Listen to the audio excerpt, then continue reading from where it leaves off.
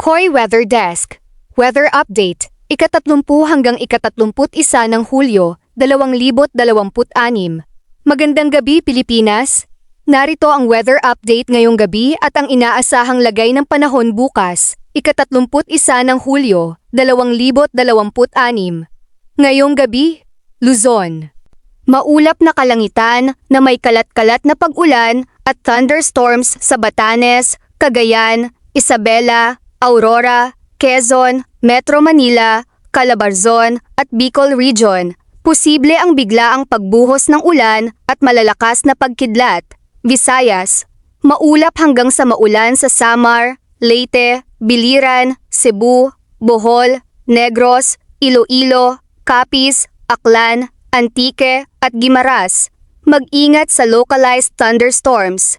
Mindanao, maulap na may kalat-kalat na pag-ulan sa Caraga, Davao Region, Sexec-Sargen, Northern Mindanao, Zamboanga Peninsula, at BARMM. Posible ang panandaliang malalakas na ulan na maaaring magdulot ng pagbaha sa mabababang lugar.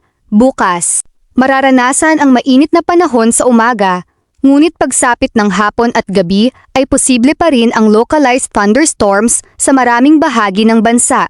Magdala ng payong kung lalabas at mag-ingat sa mga lugar na madaling bahain. Bagyo Update. Wala pang kumpirmadong bagyo sa loob ng Philippine Area of Responsibility. Patuloy na binabantayan ng PAGASA ang anumang namumuong weather disturbance sa karagatan, kalagayan ng karagatan, katamtaman hanggang maalon ng karagatan, lalo na sa silangang baybayin ng Luzon, Visayas at Mindanao. Pinapayuhan ang maliliit na sasakyang pandagat na mag-ingat lalo na kung may thunderstorm sa kanilang lugar. Paalala, patuloy na subaybayan ang mga opisyal na abiso ng PAGASA at PHIVOLCS.